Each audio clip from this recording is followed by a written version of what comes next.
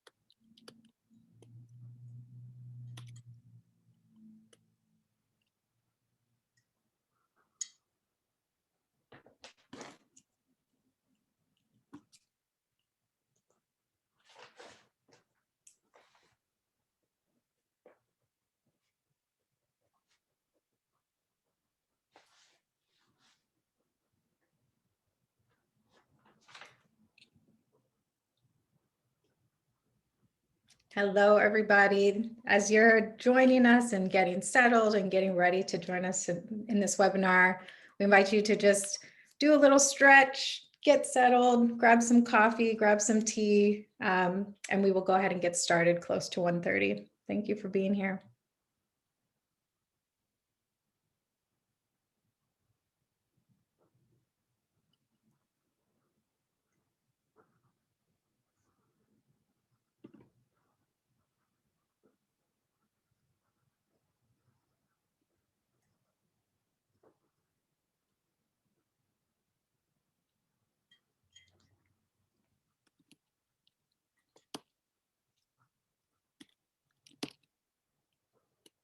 While we're all getting settled, I just want to share a little quote here on my cup.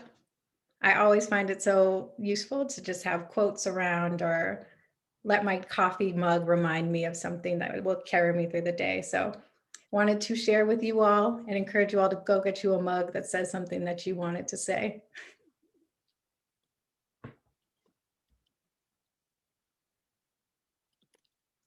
Yes, unfortunately, you guys are muted, but I hear you. I feel your energy. We're all cheersing. Oh, I love that smile.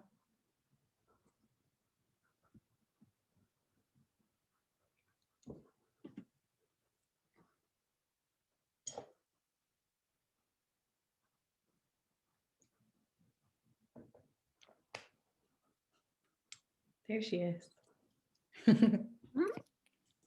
All right, we're just gonna give it a few more seconds and then we'll get started.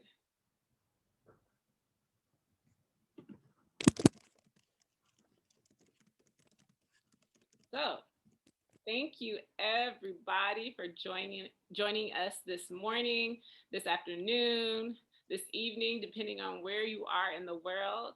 It's really, really exciting to be here with all of you to talk about restorative justice. And so with that, I want to open with a quote. And this is a quote by Octavia Butler. All that you touch, you change. all that you change changes you. The only lasting truth is change. So we invite you today to explore change and to learn more about restorative justice. As we begin, I want to acknowledge the land from which I and Cymone come from, or where we're at. And so I want to acknowledge by acknowledging Ohlone land, which is known as Oakland. Also want to acknowledge Washington, D.C. It sits in Anacostan land. And so as we're doing land acknowledgements, and I invite you to learn more about where the land that you reside upon, and ways to support local communities, local tribes in your area.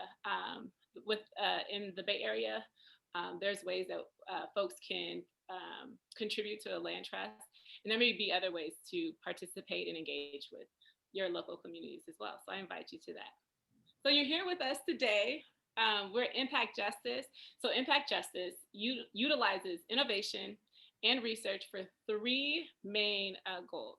One is to prevent people from entering into the legal system. Two is to ensure that folks are treated humanely if they have to be in the legal system. And then three, as people are returning home, what are the meaningful ways that we can allow folks to be welcomed back into their community and be embraced. And so with that, I want to talk a little bit about restorative justice, the Restorative Justice Project, which is a part of the prevention, the first goal that I talked to y'all about.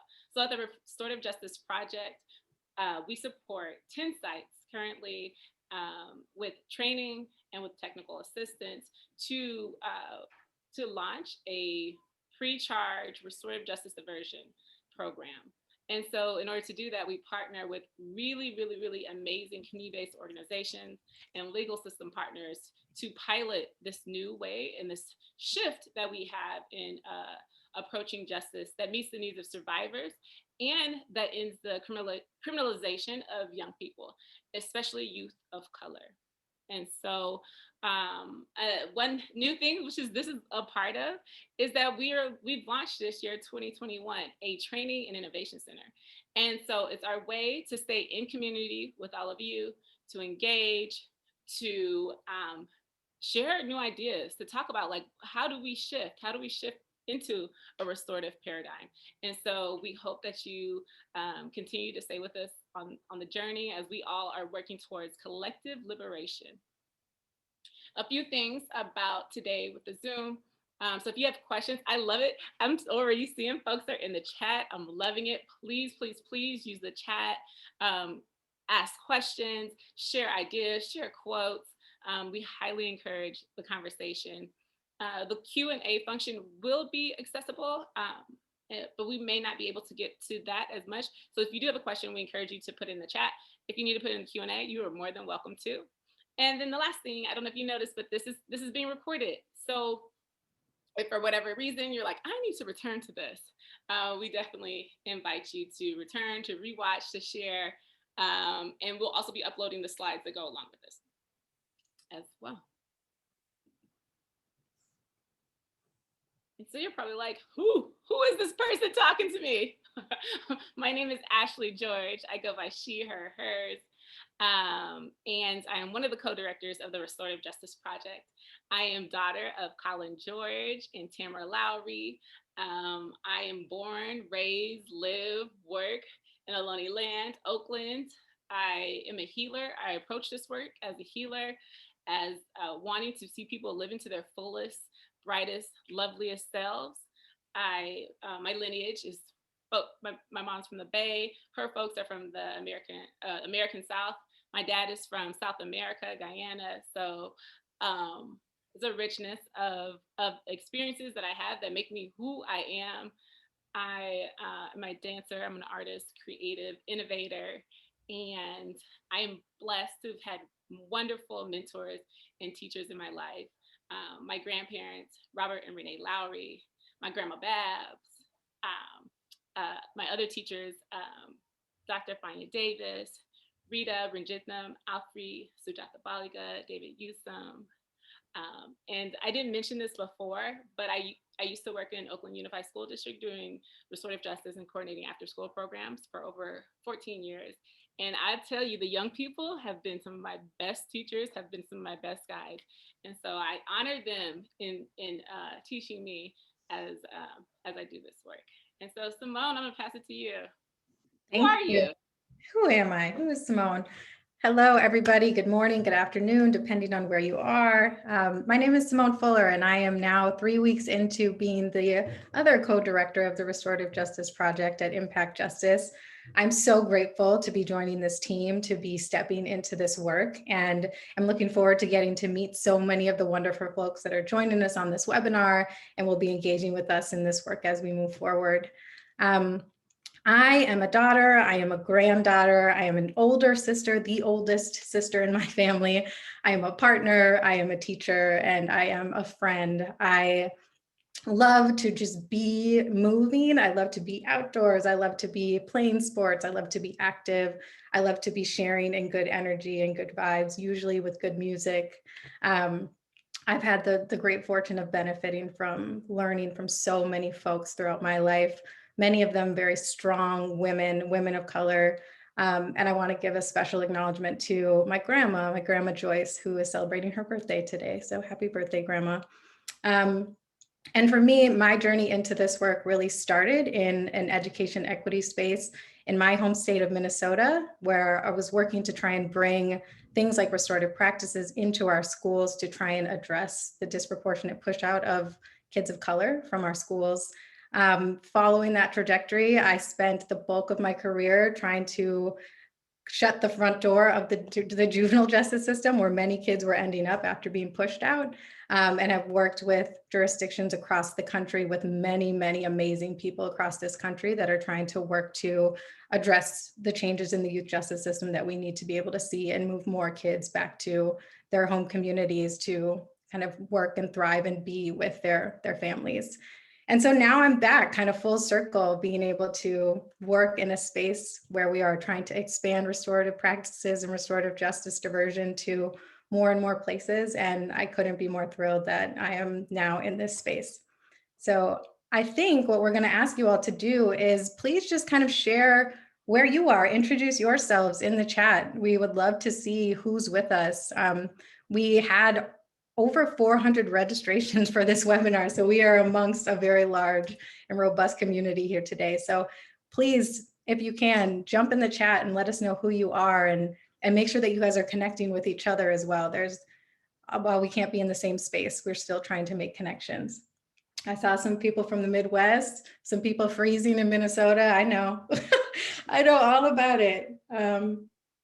Yes, Right. and folks are already jumping right in and sharing where they're from. So it was like really powerful. Amazing. We have folks. I'm seeing Georgia. I also want to take a moment to acknowledge from Gretchen and in the comments about closed captioning. We did not have closed captioning for today, and that is I want to take full responsibility and apologize for that, and want to take steps to make it right by you and by other folks who need that. And so my apologies. And I think Bree may have commented in the chat that we can definitely have a transcription of today's webinar. Our apologies, and in the future we will absolutely make sure to have that. Thanks, Ashlee. So we have so many wonderful introductions happening. Please keep them going. But for the time that we have today, I'm going to pass off to Ashlee to go ahead and get us started.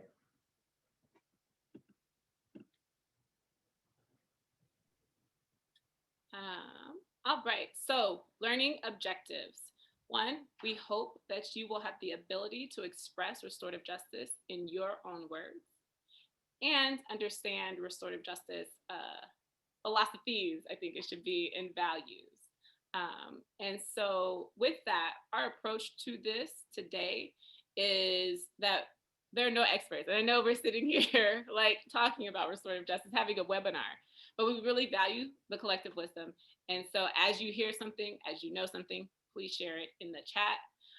We are intentional about our language. So you may hear us say person harm, person responsible, and it's because no one is ever fixed in a period of time. Along with that, we have a limitation on our time. So this webinar is about an hour. And so we won't be able to cover all of the values and philosophies of restorative justice and the nuances and the conversations that need to be had. But we hope that this is the beginning of a journey for some. Maybe this is your midway and you've been studying this. And so we hope this is to be part of your journey now as we learn and talk about restorative justice. And then we are intentionally making the space expansive. And what I mean by that is like, you're not going to walk away today with this is how I start this program, but you will walk away hopefully with a feeling of expansiveness within your heart, your thoughts, your body, as we share some of the things that we know, and hopefully that it's an opportunity to start and create and have multiple conversations.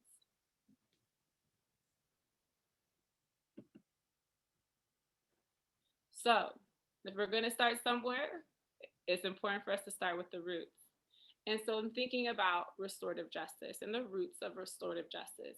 It is important, it is necessary, it is imperative that we acknowledge the indigenous practices and of the First Nation folks that's in the United States, Canada, Australia, Aotearoa, also known as New Zealand, and that this is rooted in practices that are woven throughout a perspective, an ethos of healing and justice. It's a whole approach. And so when we're thinking about restorative justice, it's beyond a program, it's beyond one thing. It's really about like, how do we connect with one another? How do we create spaces where healing and justice occur naturally? And so oftentimes, you know, you may even have been to a conference and folks have been talking about restorative justice, and other folks like, we've been doing that, you know, we don't call it restorative justice. We know that's maybe a term that has recently become popular, but we have been doing that. So it's important to acknowledge the wisdom that folks have been holding and keeping and sharing that with us and sharing it with the world, so that we are able to return and return to ourselves and return to that way of being, of community, of connection, of healing, and of justice. I want to also acknowledge, you may also have learned about peacemaking and heard about peacemaking with restorative justice. And I want to acknowledge Chief Justice Robert Yazzie, and of the Dene and that's Navajo Nation. And he speaks so beautifully about how practices of peacemaking are not a one-time thing, but it's woven throughout every aspect of the culture. And so I invite you, I offer to you to check out a YouTube where he's talking about Native American spirituality and restorative justice. It's really, really powerful. The link will be, the link is shared. And then also to think about what he also talks about is the roots, and how the pathway towards healing through a peacemaking process, the pathway towards healing is through the acknowledgement and knowing of where you come from and who are your folks. And so in the journey of talking about a harm or talking about something that has occurred, there's this there's a acknowledgement of who you are and where you come from as part of the healing process. And so he describes it as peacemaking as a system of relationships where there is no need to force or to control. And yeah, I also want to talk about, as we're talking about roots, we're talking about different indigenous communities, that the Bantu folks in Southern Africa have a term, a philosophy, an ethos, Ubuntu. And so what that means, I am because we are. And so as you journey, and if you're thinking like, that sounds kind of like how my people get down, or I've heard this before, or if it resonates, you're like, I don't know if I've heard this before, but the idea of community, connection, interconnectedness being the pathway towards healing, if that resonates with you, is because almost, I would say most places, or most communities, if we go far enough back, use a practice wouldn't call it restorative justice, but use a practice where community was essential, connection was essential, and the separation of someone because they may have done something wrong was not part of the culture. And so recently, because of things that have happened, genocide, colonialism, the chattel enslavement, have created disruptions and fractures in how we have been able to connect with ways of being that feel right and that nurture us. And so we're in a, I'll get there. My brain is moving, y'all. And so I want to just highlight the tree that we have here with the roots. And it was someone shared with me recently. Actually, Cymone, you shared with me recently about the root systems with forests, and how in a forest, this was news to me, y'all. So in a forest, there are trees, and the trees communicate with one another. And if one tree has enough resources, so they said if the tree was strong and an older tree, large tree, it would share resources, water, nutrients with a younger, smaller tree. And I was like, oh my, that makes so much sense. Of course, nature shares and gives and provides so that the overall collective is doing well. And so and science now can like capture that with tools and capture that data, but it's always been there, it's always been happening. And so it just makes me think about like how we have nature around us to remind us when we forget. We have nature right there to remind us to return to ourselves, to return to our communities, to return to the things that feel right and make us feel whole. And so the roots of restorative justice have really just created an opportunity for wholeness. I want to highlight a report that was done by the Zare Institute, and it's a restorative justice listening project. It was authored by Sonia Shaw, Cara Stratford, and Sarah King. And there's a quote, and it talks about, and it was from Faith Tait from the Nisaga, a nation of 7,000 people. And it says, we don't have a word for offender in our language. The word we use is unhealed. So this is powerful, really, really, really powerful. And so what does it mean for us to shift our paradigm with our language, with our ways of being, with how we be with one another, so that we don't even need we would never call someone an offender, right? The person's unhealed. And so that creates an opportunity to be healed, right? So I just want to share that with you. And it's something that stays with me quite often. Like the person, even when someone's like really, I'm like, ooh, I don't know, y'all. This really getting me. But like, right? Let me take a thought back. Can I sit back with what my ego, what's coming up? And so I just want to share that with y'all.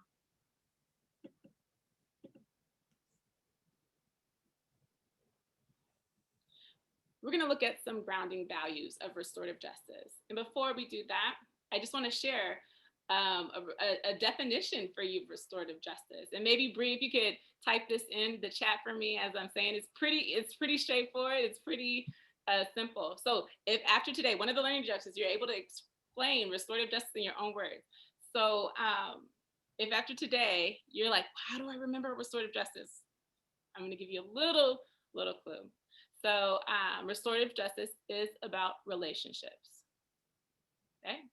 How we create, how we nurture, and how we mend those relationships when a harm has occurred.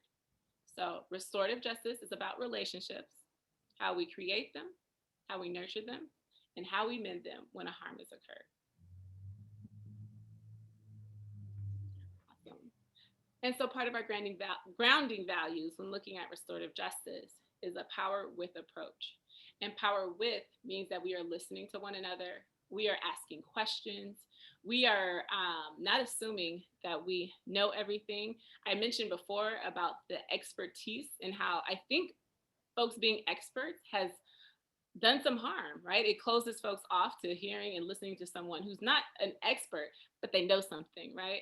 And so if you're working with people, you're like, oh, that person may not be the technical term we call expert, but that person has something for me. I want to be with them. I want to listen. I want to ask questions. And so we ask people, what do you need? The next we have relationships and interconnectedness. So I just mentioned that restorative justice is really about relationships. And we've talked about prior with the interconnectedness and understanding the importance of that interconnectedness. And so as we're talking about healing, as we've talked about justice, there's this whole approach. We are not separating anything. We are not separating parts of ourselves. And with that comes, there has to be an awareness of the self and doing and learning more about yourself, and so that you can be in deeper relationship with others. And if you're not able to find out all those answers, guess what? You have folks who are in your community where you can learn to, and they can maybe mirror something that you need in order to move forward. I also want to talk about our collective wisdom. And so with collective wisdom, then if we're going to lean on the collective, it means that things may take a little bit more time, right? So I talked about the power with approach, and the opposite of power with would be power over. And oftentimes people are like, it takes a lot of time to do power with. It takes a lot of time to be collective.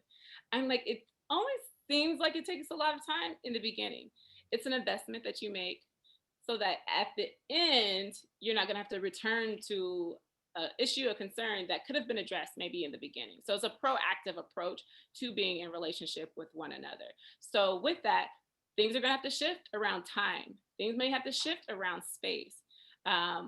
Practicing flexibility and adaptability.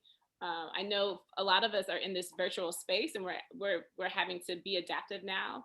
And so we're learning, but sometimes the internet works, sometimes the internet doesn't work. How do you adapt, right? And so how are you practicing those aspects and seeing those as invitations to doing something or seeing something differently? And then also one of my teachers would share with me that the whole is greater than the sum of the parts. So it's like the aspect of like collectivism and community, and how the medicine may actually come from the inspiration and the wisdom that comes from others. And then I want to talk about dignity. It is essential that when someone comes, that their whole self is supported, is seen, is valued, is acknowledged, is honored. Oftentimes, we don't create spaces where we honor one another's dignity. We don't know what people are showing up with. And so an aspect of the values is really taking time to honor the dignity of others. That's through our language. As I mentioned before, there's no word for, I don't even like saying the word, but it's unhealed. And through this, understanding the dignity, we are understanding that everyone has agency. They know what they need. If you ask someone enough questions, they will be able to get to what's there and be able to support their growth. And if they can't, the collective knows what it needs. I used to be a medic, a lay healthcare medic at a free clinic, and we had really long appointments. But one of the approaches that we would have was we would listen. And by the end of the appointment, I would ask, so what do you think it is? And we'd see skin, upper respiratory. I was like, what do you think it is? And the person would say, and then oftentimes we didn't even need to do the test, but the test would say exactly what the person felt. So like taking the time to listen to people is essential.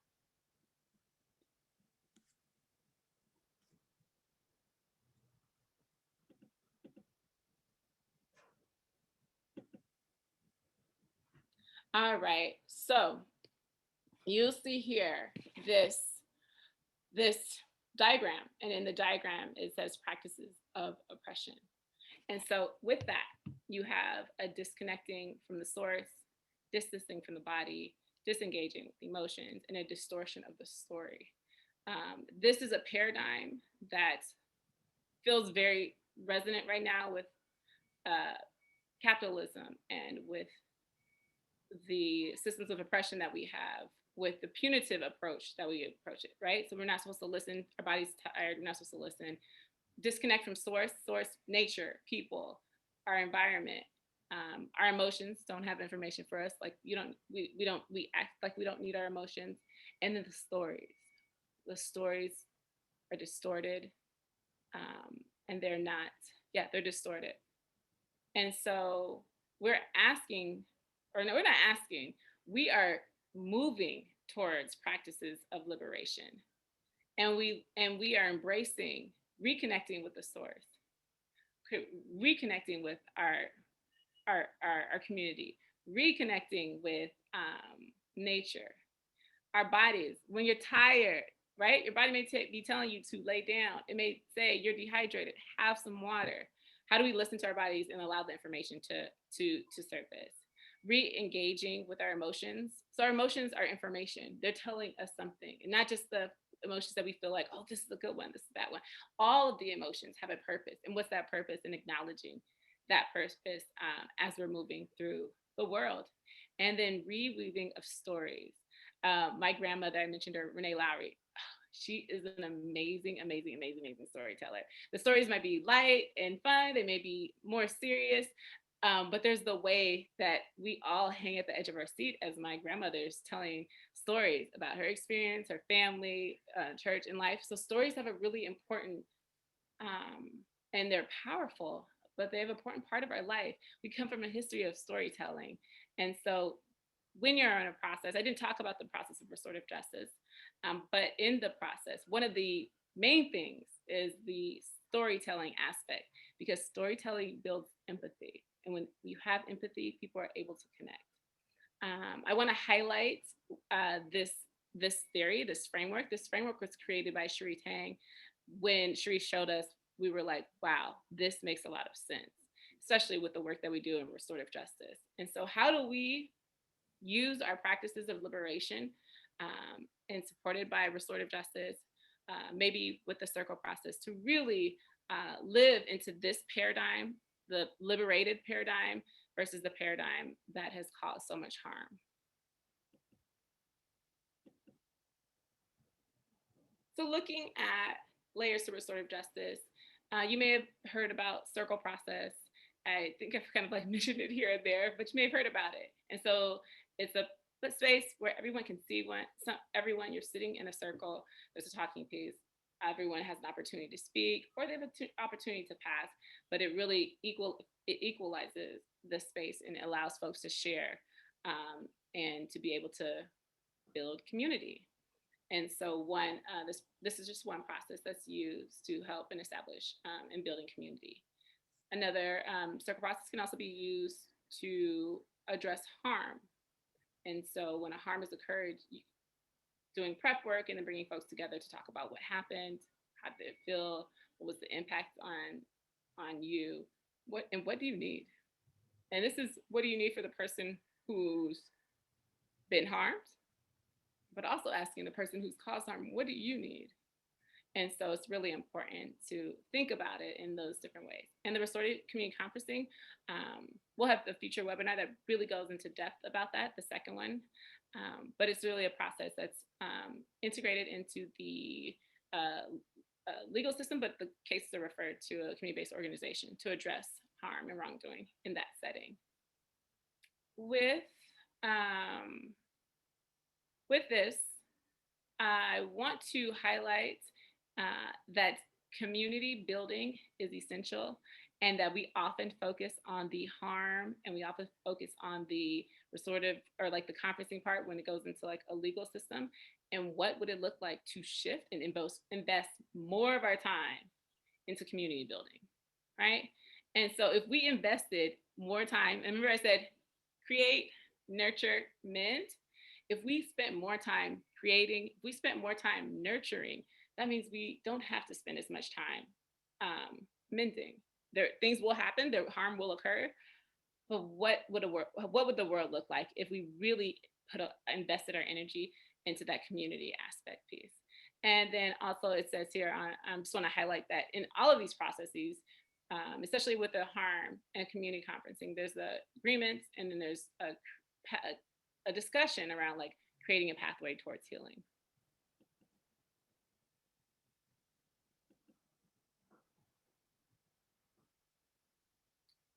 And so we want to look in, we want to understand harm.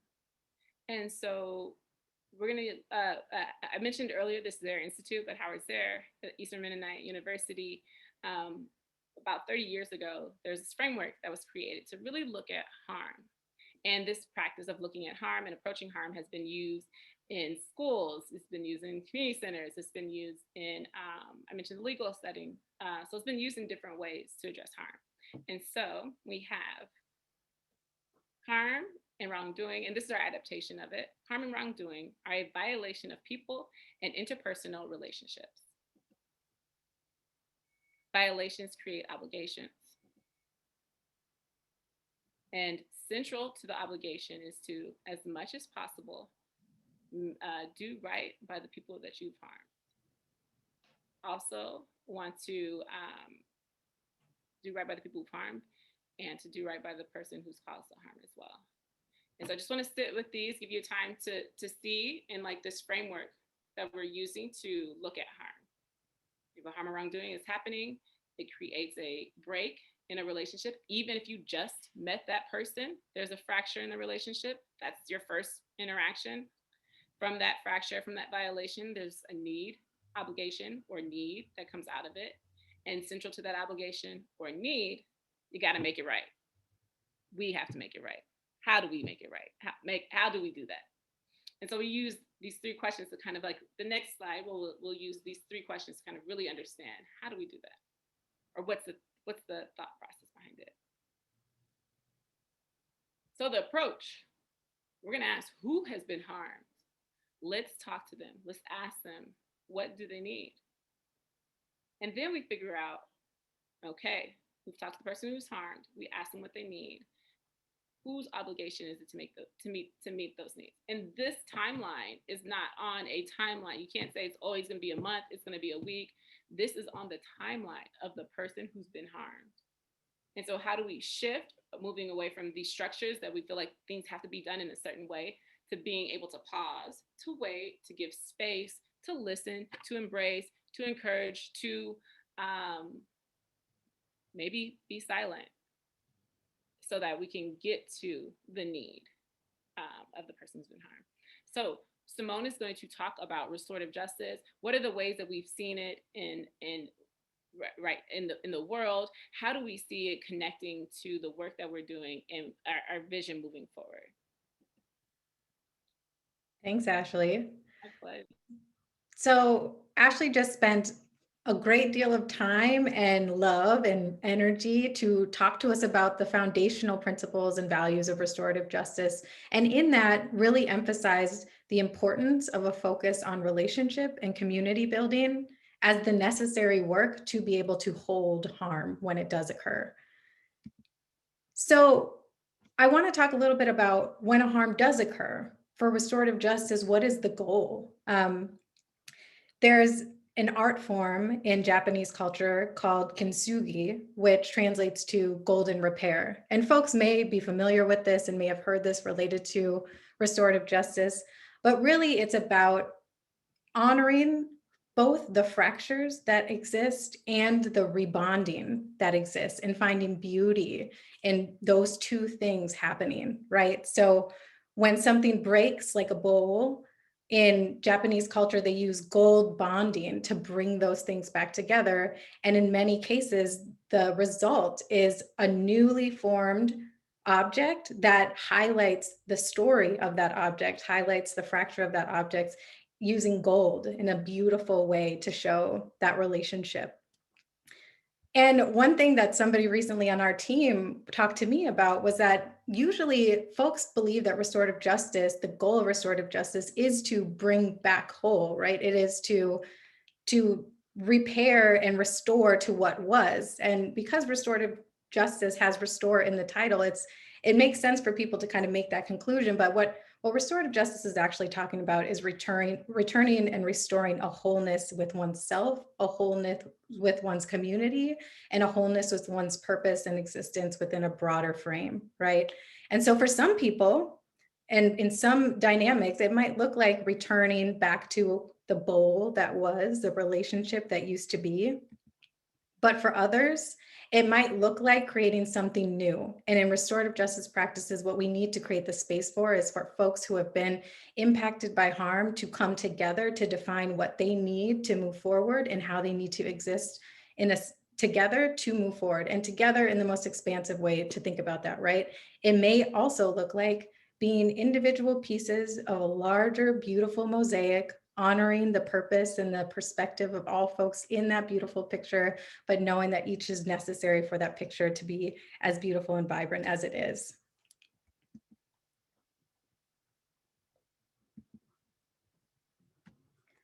And as we sit with this concept and remember that the goal is not always to return to what was, it's not always to recreate where we've already been. It's important for us to take that also into our acknowledgement and our presence in this moment, right? We are in a moment where there is a movement that is ripe and is moving the ball forward for racial justice in our country. And the call in this movement is not to necessarily return to where we were. It's not necessarily to do what we've already done. It's to start something new. It is to move forward. It is to try something different, right? And so what this moment is calling for is a lot of the things that we see in restorative justice practices as foundational. It's calling on us to reflect on where our criminal legal system has already gotten us, right? We have seen, especially in the context of racial equity and racial justice, that even though we are in a moment where we've had decades where folks in the public are starting to become familiar and aware of some of the failings of our criminal legal system, we are seeing penetration across the political divides in our country, kind of galvanizing around the idea that we need to do something different with our criminal legal system. And folks inside the system themselves, as well as those outside, are recognizing the ways that our reform strategies that we've tried have fallen short, especially when it comes to racial disparities. Even in places across the country that have done a great deal of work to reduce the population size, to address mass incarceration, and try and build out alternatives, we're still seeing racial disparities persist, right? In some places, those disparities remain constant, and in some places they worsen. And no matter how many new alternatives we are developing, we continue to see that access to those alternatives, access to diversion, is still privileging white folks in our justice system over their Black and Brown peers. Another thing we want to say about racial justice in the context of restorative justice is that just because somebody is doing restorative justice work does not inherently mean that they are doing racial justice work. And I think this is extremely important for us to reference during this moment when there is a cry and a call for racial justice in our country, because we have to be thoughtful about the practices that we use and how we use them. We all at this point have the benefit of, and I would encourage folks to take a look at some of the new books and conversations that are happening, one of them being Colorizing Restorative Justice.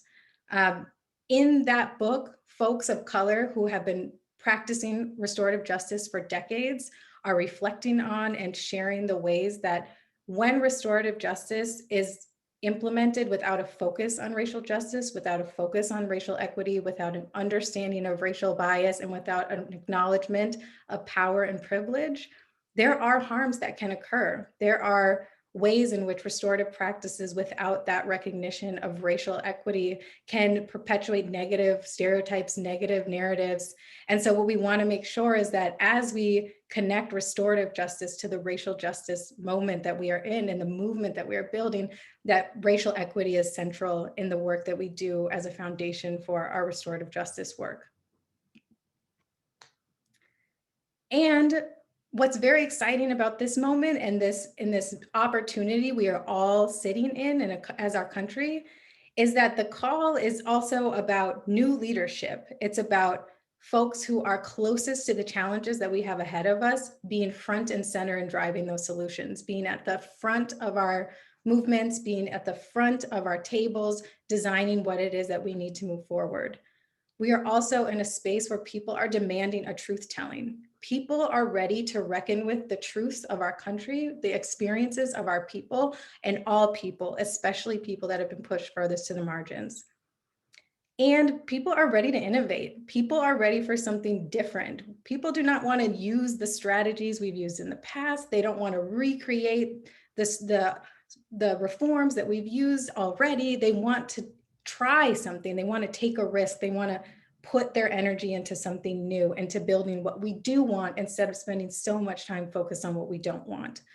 And that is being followed up with different kinds of investments and an opportunity for folks to really invest in the space to build movements, the space to focus on healing and building the relationships that we will need to carry us forward. And when done with an eye towards racial justice, when done in the ways that uphold the values and the principles that are central to restorative justice is one of those things. It's one of those new investments that can help put us on the path to where we want to go.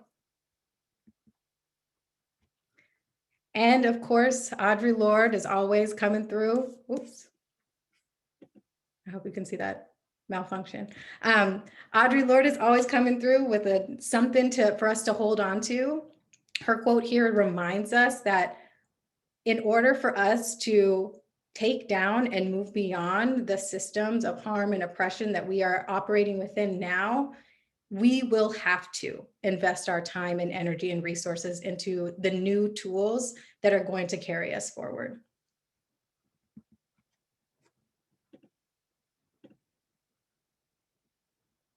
Okay.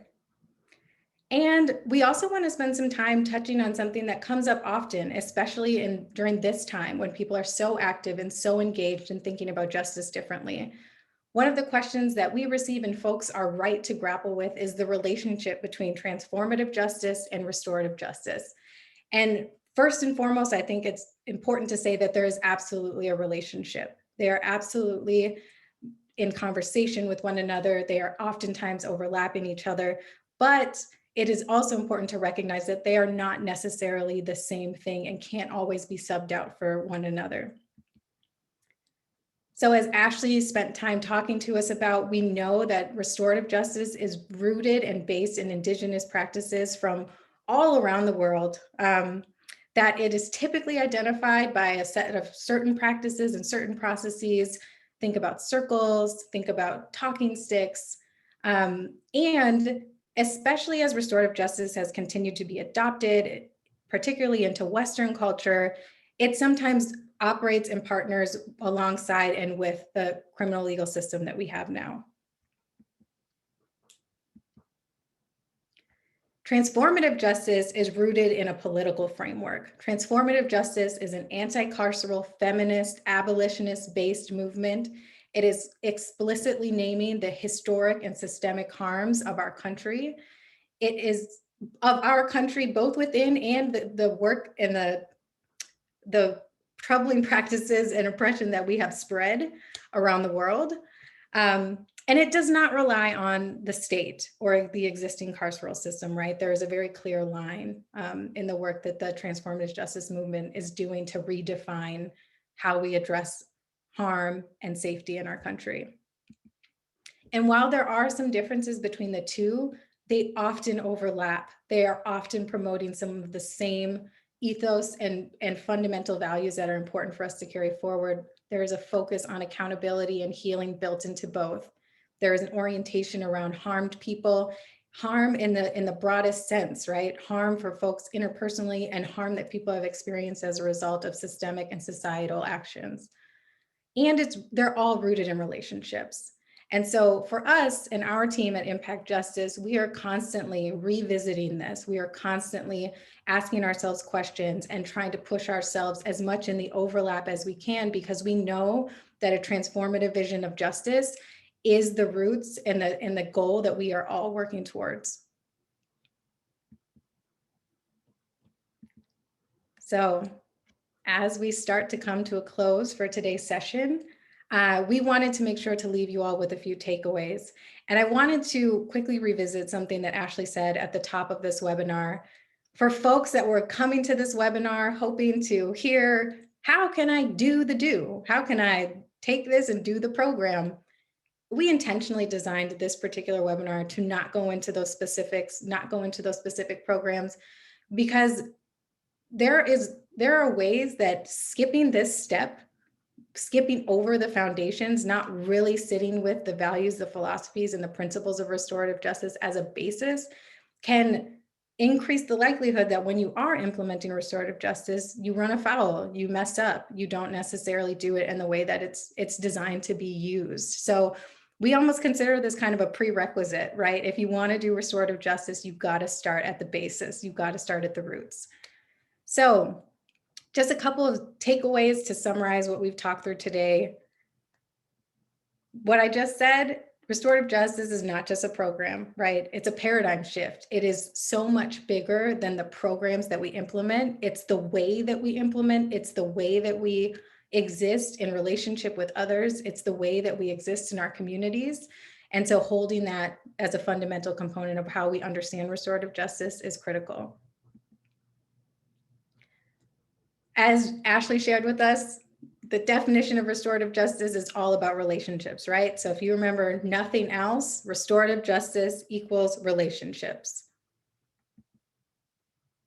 And as some of you might be feeling right now, we're asking you to build a little bit of comfort and curiosity, right? We want you all to recognize that even in a society where we are constantly kind of pushed to recognize ourselves and our worth due with our productivity, how much knowledge we put into the world, how many facts we produce, how many metrics we achieve, what we invite and what restorative justice invites us to consider is, what does it look like to land in questions, right? To bring us back to a space of wondering, to want to know more and ask more. And in that spirit, we have a couple of offerings for you all as you step out into the world after being in this webinar with us and before you step into the following webinars that we have in our series. We're going to give you a little bit of a chance to build your restorative justice muscles, right? Like there's a practice to this. So I know in our virtual world, it's hard to be with the people that we love. It's hard to necessarily be in spaces with the folks we define as our community, but whether it's the folks in your home, whether it's the folks in your pod, we know these are a thing now, or if it's virtual, right? Sit in circle with your community, however you define that, and explore some questions. Who are you, right? Ask people and give everybody a chance in the circle to answer these questions. Who are you? How are you doing? Ashlee and I have recently talked about how it's so funny when somebody asks you how you're doing and you actually answer them, right? When you don't just say good or I'm all right, but you actually tell them how you are. We're often asking questions without actually being curious about the answer. And so we invite you to ask folks how they're doing and listen to how they're doing. And if we want to start kind of pulling in concepts around restorative justice, ask, what does it mean from everyone's unique perspective to make it right? What does it mean to make things right?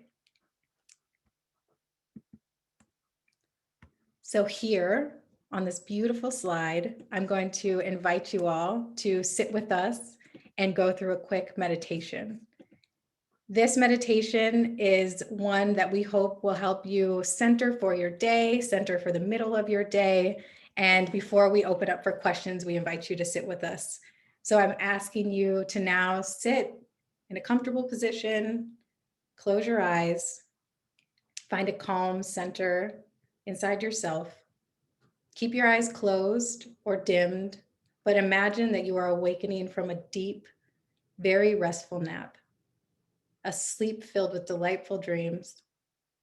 As you awaken, you see the sky, blue, sunny, white clouds on the horizon. You're laying on your back in thick grass. Sitting up, you look around and notice you are sitting on a high hill, atop a hill that is neatly trimmed with hedges. You smell the grass, meadow, flowers, the fresh breeze. Birds are singing. Standing, you walk over the hedges, where you notice a white gate. Putting your hand on the latch, you lift it and pause. Anything could be on the other side. You swing the gate open and walk into the morning of the year 2050. You begin walking down the path, each step taking you deeper into this new world that is in 2050. You look down the hill and realize that every idea of liberation and justice that you had for the future has been achieved. The best and highest hopes that you had for the future back in 2021 have all been realized. 2050 is so different from 2021. What do you see? What do you hear, smell?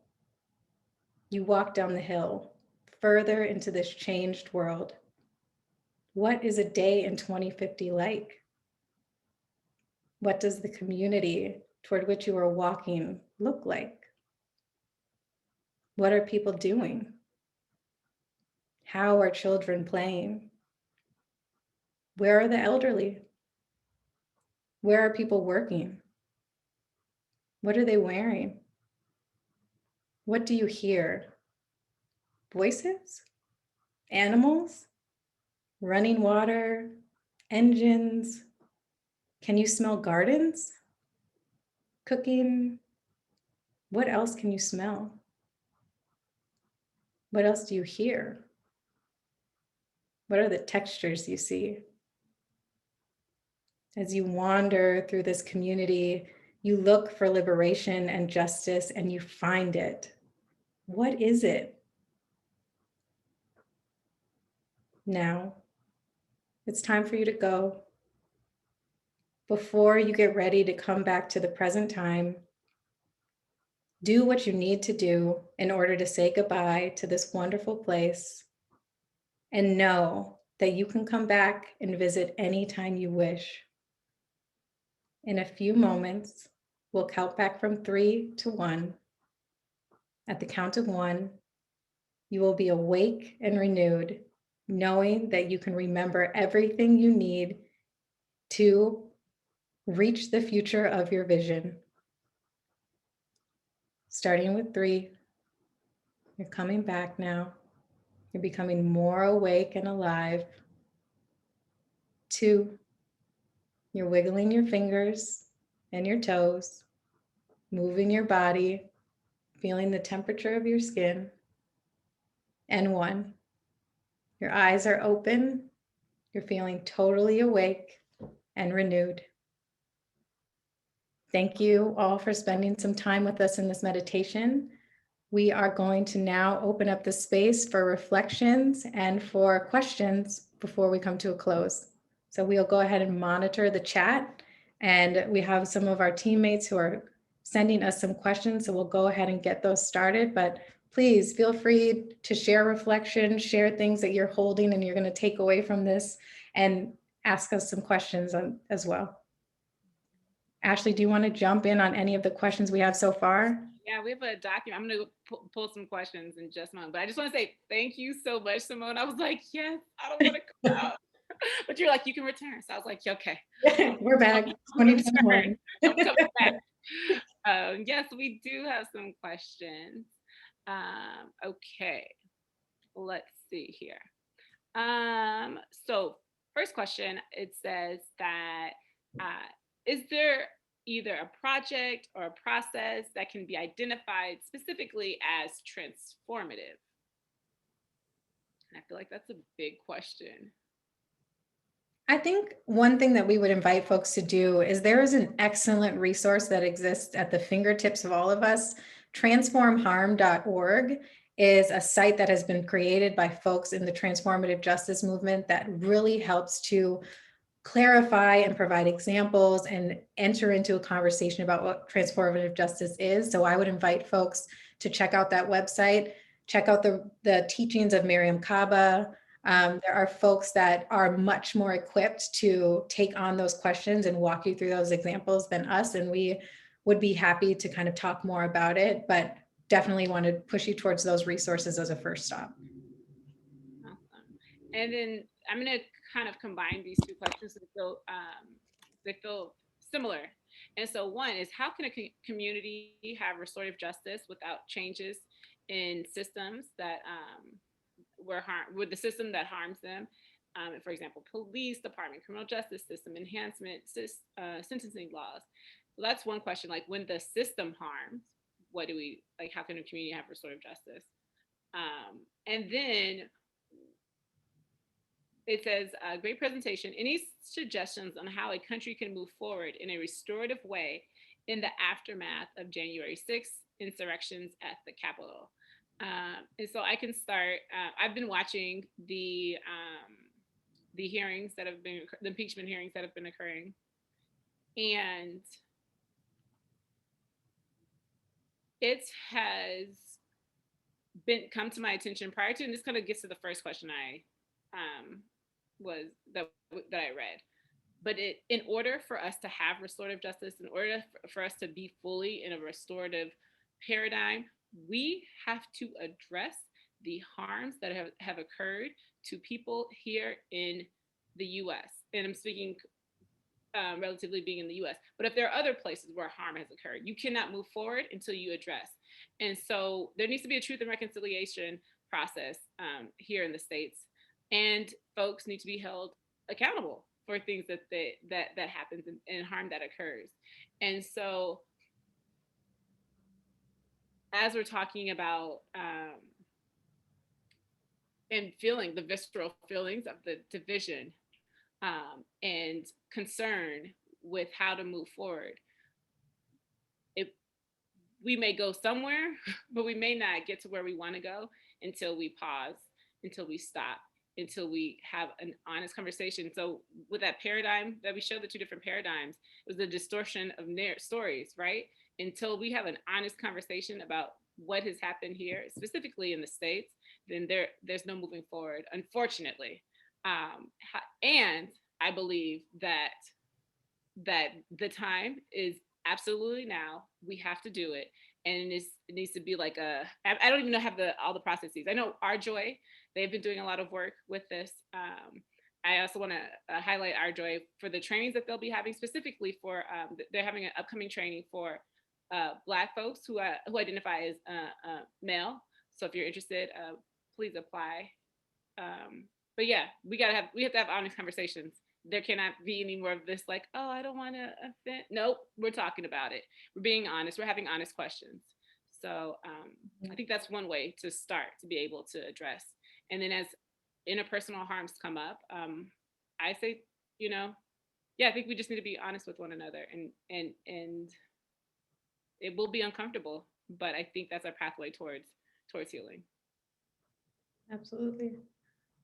The only thing I would add to that is that there's so many layers of harm, unfortunately, that we're all going to have to unpack, both in incidences like the insurrection on January 6th, but those incidences are existing in such a broad constellation of harms that have happened in this country that, to Ashlee's point, like we just have to be really ready to have a truth and reconciliation throughout our country that is not just going to address these particular incidences, but is going to address the layers of harm and the foundations of harm that have been for the existence of our country at the roots, right? There is harm that was baked into how our country was birthed, and how it's operated since, and the systems and institutions that have been built on top of that. So for us to dig into this, like we're going to have to address these incidences while recognizing that we're going to have to address to a deeper level why these incidences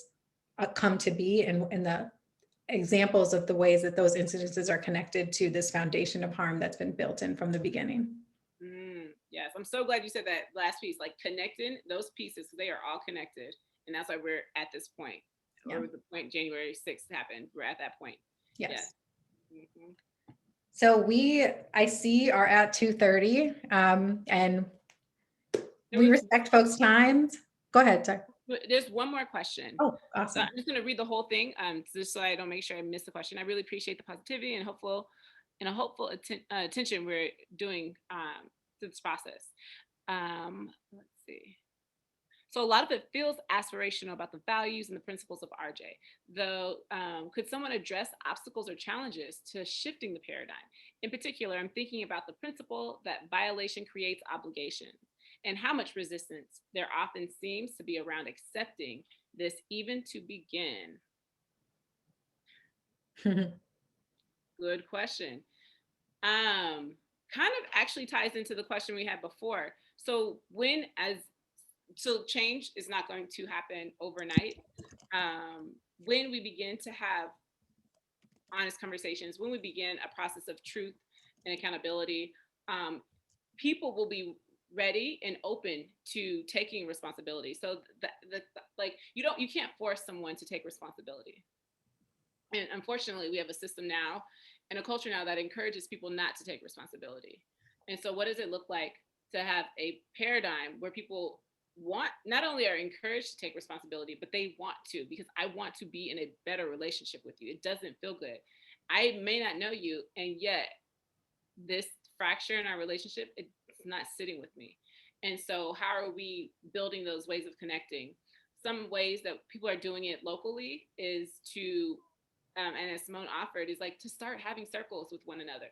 Just start having conversations and using your sphere of influence to begin to build those relationships and encourage other people to talk to one another. Before you talk, maybe say, like, what do you need? I hear what you're saying. Tell me a little bit more. And so inviting someone to be able to share who they are and to be able to allow their full selves to be seen. When we create the world like that, it's going to be a process. But I think those are tangible, and it feels also, they're simple, but yet very, very important on the steps towards this paradigm that we want. And also coming to these things, having conversations like this is a beginning, a way to start. I would be remiss if I forgot to let y'all know we do have an online toolkit. So it's called rjdtoolkit.org, or that's the line, but we have a Restorative Justice Diversion toolkit. On this, it's more specific to the Restorative Justice Diversion work that we'll mention in just a moment. But there are other resources and ways that you can learn more about restorative justice in your communities. Okay. I'm sure there are many more questions and many more things for us to discuss, which luckily we have other opportunities to dive into. So before we close today, we want to remind folks that this is just the first webinar in a 3-part series that we're using to launch into our training and innovation center. So we want to invite you all and remind you that our next webinar that will dive into the specifics around restorative justice diversion and give a lot more detail and body to the model that we use at the Restorative Justice Project at Impact Justice. That will be on March 10th. So please check your emails, go to the website, register. We hope to see you there. And as Ashlee mentioned, the final webinar of this series will go into a lot of detail about how to navigate the remarkable resource that we've created in our toolkit, which is meant to help folks kind of navigate the various steps and elements necessary to bring restorative justice diversion to their local jurisdiction. So we will close there. Thank you so much. I know that I really love spending this time with you all, even though I cannot see you. But I thank you for being active in the chat. Ashlee, is there anything you want to say to close? Same. Just want to say thank you. It's such a pleasure. Such a pleasure. And thank you for allowing us and joining us on our first webinar that kicks off our launches the training and innovation center. So thank you all. Perfect. Gratitude to everyone. Thank you so much. We'll see you on the next one. Thanks, everybody. Aww. Bye. Yeah, let me check out this chat. Oh, I know, it's really sweet. So much love. Thank you.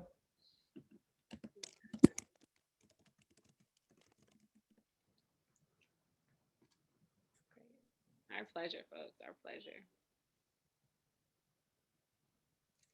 It is being recorded, and we will send it out in a follow-up email after this webinar. So we will be sending the recording and the slides. Yes, and we would love for you to fill out a survey that will come along to you as well, to just get your feedback and to see how we can best support our community. Yes, thanks everyone. Summer, Donna, Heather, Janessa. Thank you.